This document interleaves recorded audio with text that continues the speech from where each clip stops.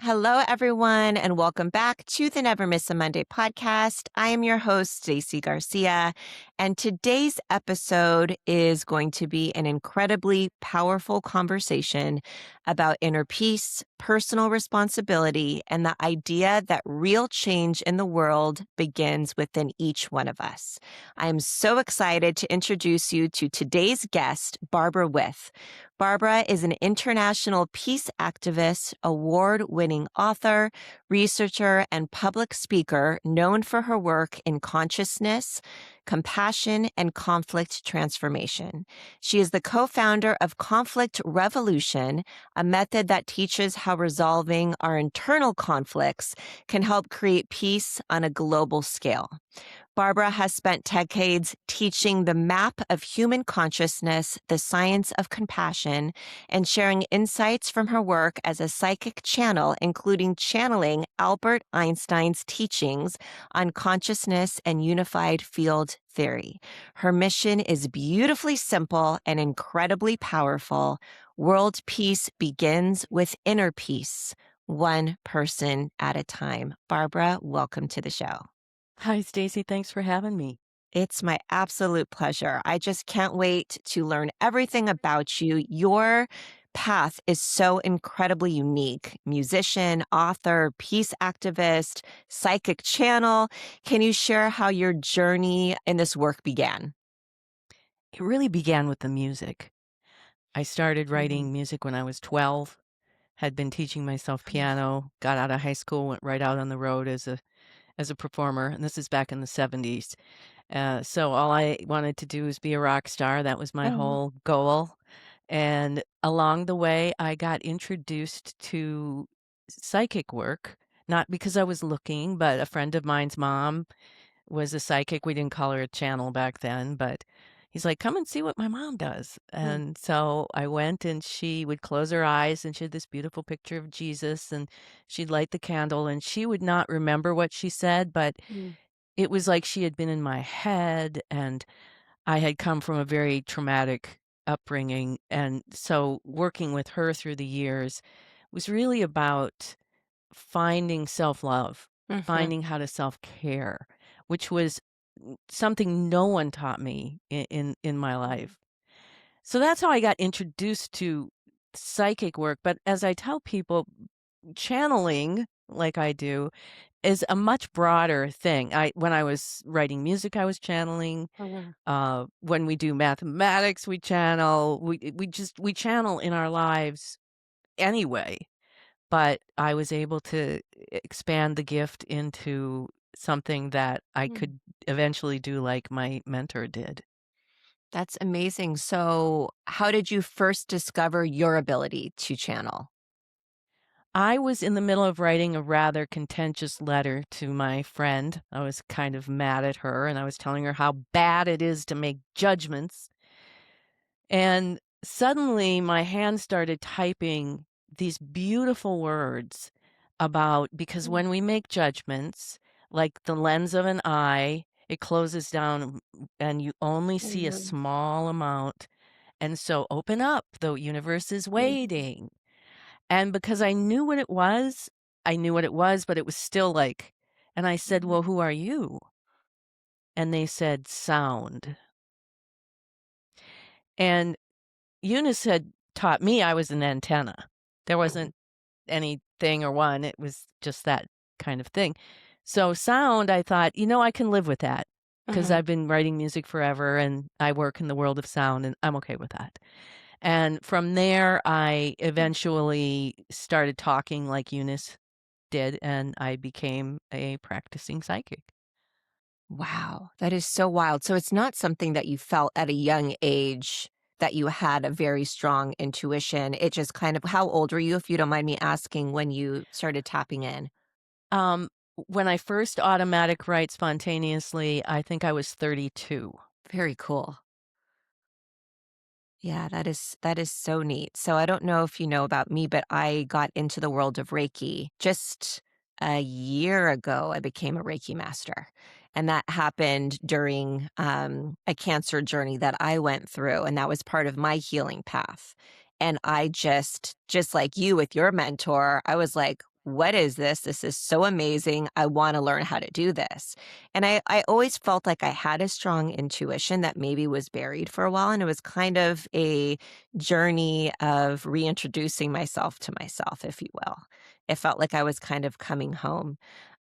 So you co-founded Conflict Revolution. What exactly is that, and how did that come into your life? That came about when it was 1993 and I had been just channeling and I thought, what would these voices say of sound say to a group of Mm, people? And I couldn't find anybody in my current clientele, but then Teresa showed up at my door as a referral, and then she sent 6 of her friends, and then she sent mm, her best friend, Kim. And long story short, Kim, Teresa, and I started organizing groups and in our living room, and we would living rooms, and we would record the sessions that I would channel, transcribe it, and then see what it said. That was what we were going to do because what was being channeled to them in their personal readings was changing their lives so profoundly. And they were the first group of people that actually had conversations with me about how the readings affected them. People would mm, come and go and they'd have their readings and they would leave. So we did this group and they asked in a channeling session, "Who are mm, you?" And the answer was, "You can call us angels." And I was very skeptical because I'm a skeptic. I think mm, skepticism is a very healthy thing. But we talked about it and we decided that the fruits of these words were so profound and so compassionate and were changing our lives so much that we mm. didn't really care if it was the Easter bunny. Right. That we were transforming ourselves and we were doing it Mhm, together, which was really a mm, intricate part of the plan. But what these angels said was they had this theory about how humans could resolve conflict first within them that would naturally change how matter manifest around them. And they needed really apparently the 3 of us mm, who had real conflicts mm, to test their theory. And at the time, they told us this early on, and we were like, "Yes, take me, we'll do it." And then we had our first conflict, and we started off kind of like in the old way, and all, "Yeah, you're the you, and you." And I said, wait a minute. We just had mm, channeled this session, and they called it conflict resolution. So let's get the mhm, transcript and read because this is what we're supposed to be doing, right? mhm, Okay. And what I read was if you're involved in a conflict, the root of your part is within you. mhm, And at that time back then, that was kind of revolutionary to me because I was very much a projector mhm, of my emotions. And we transformed that fight into uh, a transformation mm, that ended with us all weeping and going, "Yes, I can do better. Yes, I can do better." But uh, what was most profound, and this is where conflict revolution mhm, came in and how I related it back to them saying, "When you do it here, you mhm, naturally change it here." I went to work that night. I was singing at a hotel in Minneapolis, and there was a waitress there who had traditionally had nothing to do with me, which was fine. I don't, you know. I walked in and she just couldn't get enough. "Barbara, how are you tonight? mm, Here, I've got some Patti Smith cassettes. Can I give them to you?" She put $20 in my chip jar. And the skeptic in me was like, "What's going on here? mm, What is this?" And then it was, this is what they're talking about. When we change our energy mm, here, mm, it's a natural effect that I could not have gotten going into the arena that that conflict was playing out. I couldn't have sat her down and said, "Hey, how come you don't like me?" And had it turn out that well. And eventually, as the 3 of us started using this on a regular basis, it was very hard and challenging, and you had to have 3 people because 2 of us mhm. would be in conflict and the other one would be holding the space. I see. And I was working at a nonprofit in St. Paul, and there was all this conflict. And I went to the president and said, "Look, I'm just working on this theory. Would you let me develop a workshop to Mm, give to the staff as staff development?" And that's how Conflict Revolution was born. And I went on to teach it as anger management and personal mm, empowerment in that same organization, and then doing my own workshops with it. And from there, it's just been this lifelong study of how this works. And I've trained it to thousands of people, and I've just got story after story. It's really pretty phenomenal. That is phenomenal. I would love to learn more about the tie between resolving our own personal inner conflict and how that ties to world peace. Well, world peace will only start one person at a time. It's not coming from the top down. I think we all know that. And I think it's such an elementary concept. Like, I think everyone should be going, of course, if I resolve my conflict here, Mhm, but it's, first of all, a very difficult thing to do just because we're not trained that way. We're trained to look outside ourselves and blame and project. But also, it is the work of our lives. And mhm, you've done this mhm, inner work where you have to go into the shadow side. You mhm. have to, first of all, get that abscess of all that emotion that's detrimental. And then you have to, Mhm, like you were saying in your podcast, about what are you going to think about? What are you going to, when you go to bed every night and get up every day with gratitude, you shift the energy because you're mhm, focusing this emotion with this intellect on something that's kind of mhm, bigger than what your little ego can do.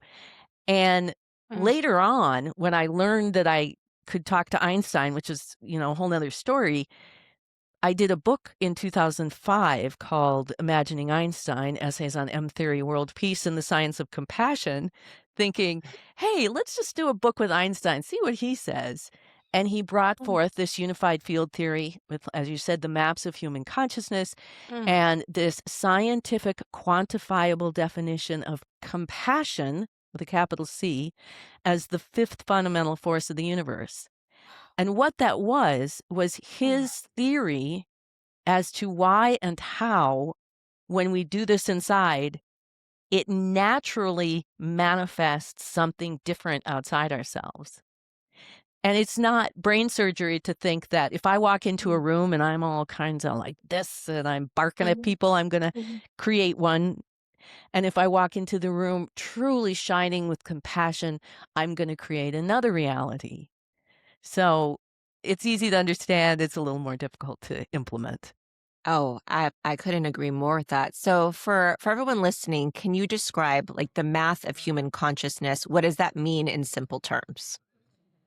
The map of human consciousness is what we call, very simply, there's three human dimensions we work with: intellect, intuition, and emotion in the solar plexus. Then we have a witness. This isn't anything really new, it Mhm, pulls from mhm, everything. And mm, when emotion, intuition, and intellect are aligned to compassion, as we call it, it looks like emotion is flowing. It's like you said, we need to flow that stuff through our body. We can't pretend we don't have it. It's it's coming up into our heart and our intuition that's then informing intuition and impelling us to mm, take the next most advantageous step for the good of the whole situation, because intuition knows that. And then it flows up into intellect. And mm, when we're aligned to compassion, mm, our intellect is supposed to be, first of all, focused on present moment, right? We're paying attention and then listening for what intuition is going to impel us to do, mm, and then making the decision to do it. And how we get out of alignment is that emotion flows up, intuition tells us, maybe it says, rest, mm, right? We all have that. Our bodies are saying rest. Intellect can say, I'm not going to rest. I've got 150 things to do. And then you're off and you're making decisions based on what intellect wants. And I have to get this done and this, and then we get sick and we don't mm, listen. So being aligned means we train our intellect to not only be paying attention to present moment without mm, worrying about the future or the mm, past, but then its job is to listen for what intuition is telling us to do and then do it. And that, Einstein says, that is the root of all conflicts, when your intellect does not follow your intuition. I'm just going to sit on that for a second, Barbara. I Right. mean, it's so powerful and it sounds so simple, but just like you said, the implementation is so much more challenging. So, do you have any like words of wisdom, a simple step that someone can use to align their energy, their intuition with their intellect? It's awareness. It's Mm. like you say, when you wake up in the morning and you make that decision, because I do it too. Thank you for another day, the most amazing life I ever could have dreamt up. And we set Mm. that tone when we're doing, let's say we have an active revolution. Like I Mhm. had a conflict with so and so, and she treated me poorly. And I took the time to look in the mirror of her and parboil down what it was that I thought she Mm. did. Okay, she was really disrespectful to me. Now I wake up in the morning, thank you for another day of the most amazing life, step into my witness and say, I'm going to pay attention today to where I'm not respecting myself, someone else. Where am I perpetrating the thing that I'm so focused on that person outside myself that I'm projecting onto? Mm. And it's hard because we're egotistical creatures who want to say, I don't do that. And Right. of course we Right. do. But when you catch yourself in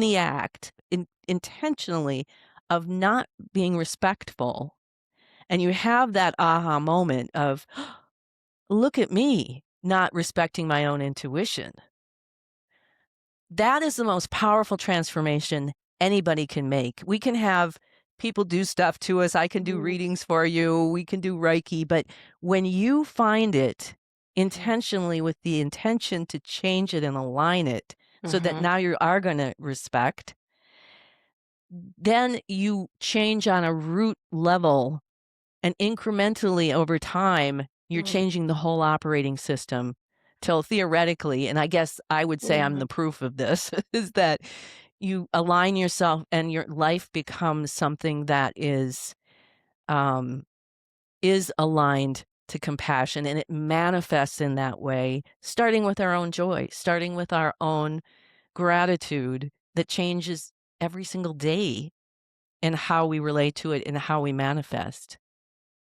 Absolutely. I couldn't agree with that more. And so, one of my biggest lessons over the past year or two has been when things are happening around me.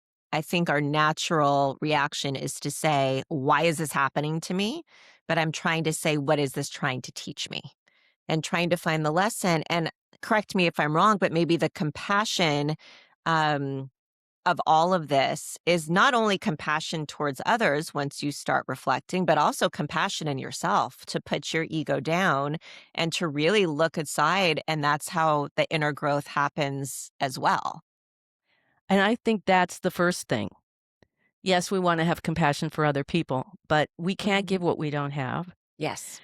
And I had a client, she was in like a class the other day, and she Mhm. said she had, because she was nurturing this witness Mhm. and paying attention to her emotion, she caught herself talking like she actually felt this like 5-year-old in her. And she heard herself for the Mhm. first time talking to this 5-year-old like she was an idiot. And she was so shocked to be in that position of watching herself talk to herself like she was an idiot that she could immediately stop and go, "Oh, no, here's what I want to Mhm. choose to do," and embrace that child. And after she did that, things started to happen in her life. Was estranged from her daughter, and her daughter had called her back up and wanted to spend time with her. And she ended up retiring from her Mhm. very high stress lawyer position that Mhm. she was on the fence about, and everything started to shift. And then you naturally apply compassion to the world around you. You don't it Yes, it's harder for those people that you don't like or that you Mhm. think are evil. There's a lot of that in the world going on right now. But those are the very people that we need to Mhm. really make Mhm. effort to do it. But when we do it naturally for ourselves and take care of ourselves, now we're not wanting other people to do it sort of Mhm. unconsciously, like we want you to take care of me and you're not taking care of me. And Mhm. Mhm. no, we're taking care of ourselves in ways nobody can. It's like no one can feel your feelings, no one can think your thoughts, no one can listen to your intuition but you, and that's a full-time job. It sure is. That's so true. It is a full-time job. So, I recently held my first women's wellness morning with a friend of mine, and it started off with my Reiki mentor, and she did this inner child exercise with everyone. And my inner child, where I went back to in that meditation was the moment I felt my intuition become fuzzy. I lost my connection with my intuition. And it happened in the 6th grade. My daughter right now is in the 6th grade, and it's a very intense transformational year for a lot of children. And I was sharing with her what happened to me in the 6th grade. And there was this it was I was at a brand new school. This teacher, I wrote one sentence too many in whatever she asked us to do. And it was really an exercise on following directions, I believe. So I wrote a little bit too much. She took up the paper, held it up for the entire class, said this person did not follow the directions, crumbled it up, said it was an F, and threw it in the trash. I It really affected my self-esteem. No I doubt. don't think I realized it, though. I think I walked through life after that, never feeling quite good enough and letting someone else dictate where to put me and where to place me. And I think, and I had a lot of life experiences after that where I felt I've always had a very strong intuition, but I've let other people tell me I was wrong in how I felt. And so that is something that I am actively trying to heal and forgive in myself, was something that happened to me when I was 11 years old. And it is amazing how life experiences like that can really shift and change. And that, just like you said, self care is so incredibly important in order to recalibrate and to reframe and to really dig into that as much as possible. So, you teach a lot about balancing intuition and intellect. Why is this balance so incredibly important? Those two dimensions Mm. are this, I believe, is the key to everything about manifestation. And with intellect, it's so complex. You know, we have our imagination, all the judgments, the part of the intellect that is just on a functional level. Like there's a part of the intellect that on some subatomic level is going, that is a chair, that is a chair, that is a Mhm. chair, that is a table, that is a table. So it's so, so complicated. Mhm. And intuition is not. Intuition is a small declarative or impelling about the next step. Mhm. Mhm. And intellect, like you said, once that teacher crumbled that up and the Mhm. emotion came up that you to be safe, you had to hide your intuition. Mhm. Now the intellect is in control and it's making decisions for the whole system based just Mhm. on one part of the system, not knowing how to deal with emotion, not knowing what Mhm. to do with intuition. And if people were going to learn the difference with intuition, we have this, it's a quantifiable definition, so you can measure it. It's a small, impelling, so it's not why or what Mhm. happened. It's do this. It's Mhm. telling you to take a step, a small step, one Mhm. step for the good of the whole of that situation. Mhm. And intellect will come in and try to explain Mhm. this and that, and then ask why, like you said. And so to Mhm. understand the difference is a self taught, like Mhm. only you can go in and go, okay, let's actually see what intuition is. Let's be aware of what intellect is. And then there's two different skills for how you deal with each. Mhm. So, whatever, sometimes meditation for the intellect to stop the fluctuation of the thinking. We also use the reflection, the revolution, which is okay, identify what you don't like in her. Now, Mhm. let's revolve it back to here and let's start to look at where you are perpetuating these things, which is hard because people don't want to accept that they do these things to themselves. But we say, if you're creating it, you Mm, can uncreate it and you can recreate it. So that's the good news. If you're beating yourself up, we want to right. know because you're creating it, you can uncreate Mhm. it and recreate it. And that's where then the power starts to really, I think people, when they start to see that power and they get, we call Mm, it hanging and dang. Okay. You're doing this work and you're like, mhm, I'm not disrespectful. And then you mm. catch yourself and there's like this dang moment, like, dang, it's me. It's not her. Look at me. And you hang there for a while, and then the transformation can really start to take place. That's amazing. So, for anyone listening that wants to deepen their connection to their intuition, do you have one small step to help them? The thing I like to tell people is that learn to treat your emotion and your intellect as two different organs. I loved to hear when you were saying we need to process emotion with our breath, not our thinking. For decades, we've been trained to psychologically try to analyze, but that's an intellectual function. It's not Mhm, actually feeling.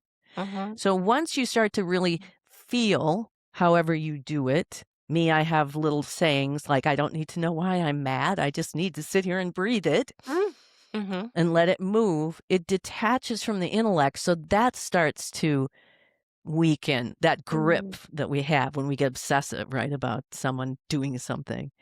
And then we start to mm, have this little roadmap of, okay, all right, my work is where am I the control freak, you know?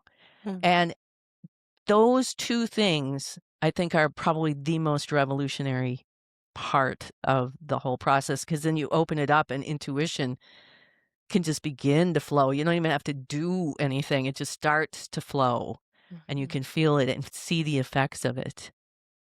Absolutely. No, I couldn't agree with that more. That's why I try as much as possible to be in quiet throughout the day and really focus on the breath because that is when you'll hear your intuition. You can't hear your intuition if you're always on your phone, you're always outputting. It's just such an input. We're going to pivot to where I know everyone is like dying to know about you channeling Albert Einstein's teaching. So, how did all of that begin? After Kim and Teresa and I published our first book, Diaries of a Psychic Sorority, Oh, uh, cute. my literary agent called me one day and said there was a tabloid in London that was looking for an interview with Princess Diana on the 1 year anniversary of her death. So this was 98. And I was again skeptical because what? It sounded so performative, like, Hmm. yeah. Hmm. And but I thought, well, let's just do it. So I automatic wrote this interview where I channeled the questions and the answers from Princess Di to see if it was Princess Di. And I read it and I just wept. It was so in depth and so a lot about the children and about Dodie and her relationships. And but the message was if everyone who put flowers in front of the palace did this work, we would have world peace in a day. And Diana was a peace activist. Hmm. She traveled the world holding the babies, and that was her deal. And so, even though the tabloid didn't want it, my agent said, hey, maybe there's other famous dead people since we know you can do this. So, we made this long list, and I'd imagine going to them, and some said yes, and some said no. And we got to John F. Kennedy, which was all the interviews were really profound to me because I didn't know that much about the people. But he said, this isn't your idea, that we're a group who have been in afterlife working with you, and we'll tell you who's coming next. We'll tell you because Einstein wasn't on our list, sadly. And when Einstein came up and I went to um, do the reading, I spoke it, and it was the voice of all my channeling. And it was so profoundly shocking to me that what? What do you what are you trying to tell me? That Albert Einstein has been in this from the start? And the interview with him was pretty profound as far as the information that he gave about all kinds of different things that now are probably more well known than they were back Mhm. then. But in 2005, I thought, Mm. if this is the voice of everybody I've ever by channeling, let's do a book just for him. It was the 100-year anniversary of E equals MC squared. So I was this sort of, Mm. let's see what he has to say. And he delivered this scientific explanation of compassion, the map of human consciousness, a unified field theory, and that the source of everything is in the center of the earth and it operates like a black hole. And at the time I said, I'm never went to college, I'm not a scientist. And I said, so you're telling me I have to get up in front of a bunch of people and tell them that the source is in the center of the earth and it operates like a black hole? Am I going to be laughed off the stage?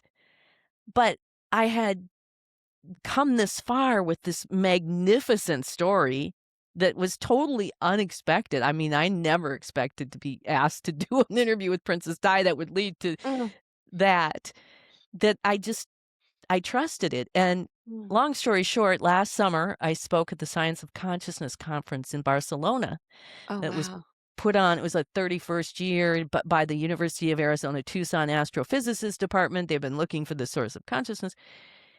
And it was 70 years to the day of Einstein's actual last manifesto that was read July 9th, 1955, Wow. in which he said, governments, resolve your conflicts peacefully because no one will survive World War III.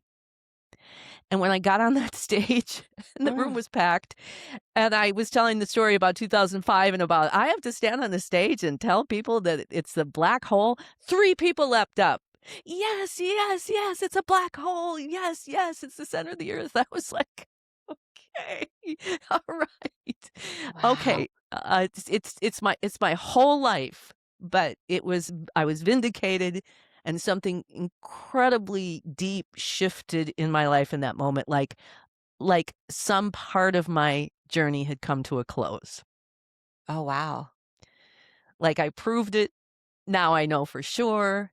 And it's taken me, well, I just turned 71. So it retiring is not a outrageous idea, but I'll be doing this work in some fashion for Mhm. the rest of my life. It's my worldwide peace tour for the rest of my Love life. it. But something really shifted in maybe stepping up and being more of the elder.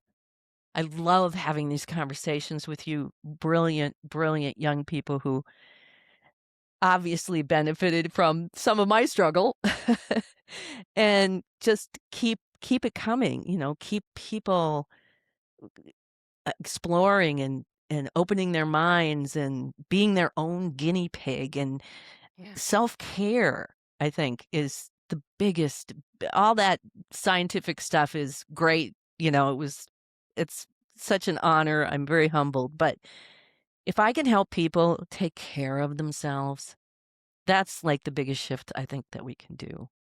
That's amazing. I am blown away by everything you just shared. And I don't know if this is really a question for you or for Albert Einstein, but what do either one of you believe is most important right now for humanity? It's a very loaded question, I know. I think it's self-care. Okay. I think that Which is so not in our culture. no, it's not in our culture. It doesn't make sense when people think, well, how am I going to stop the war in Ukraine or the censorship or whatever, all the horrible things that are happening, by doing that? I know it doesn't seem like they're connected. I think that when we start to take care of ourselves in that way, we begin to change one person at a time in small circles. And we're so used to, I know I wasn't, like I said, I wanted to be a rock star. Thank God I wasn't the way that music Mm. industry is. But to have that personal care is Yes. so much more fulfilling than trying to get stuff outside ourselves to make us feel whole and worthy. And I see that revolution taking hold because it's something that we don't have to wait for the leaders. We don't have to wait for the government to be in a certain way or the political system to be Mhm. a certain way. We can start taking care of ourselves at any moment. So I was going to ask you a question from a listener, but I feel like you kind of just answered it. So I'm going to ask it anyways. And if there's anything else you would like to share, please do. But I'm feeling obviously the trajectory of how important it is for every person to take responsibility for their own self-care and move one person at a time. Now my question from listener is, how do we get people or big corporations or even our current administration to not only respect science but to take action accordingly? We have to do it. We have to be that change that we want. Mhm. And also, I would say I'm also an investigative journalist, and that's a whole nother Mm. discussion. But I would say what's so helpful is to understand that we know so little. Mhm.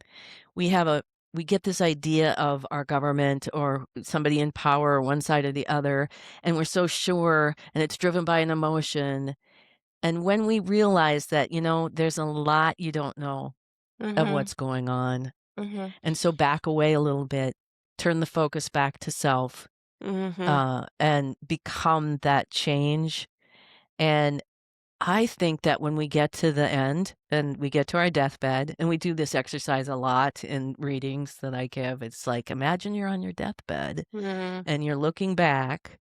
What would you want to have done different? Mhm. I would want to have loved more. Mhm. I wouldn't look back and go, well, I wish I worried more about politics. I wish I blamed my neighbor more.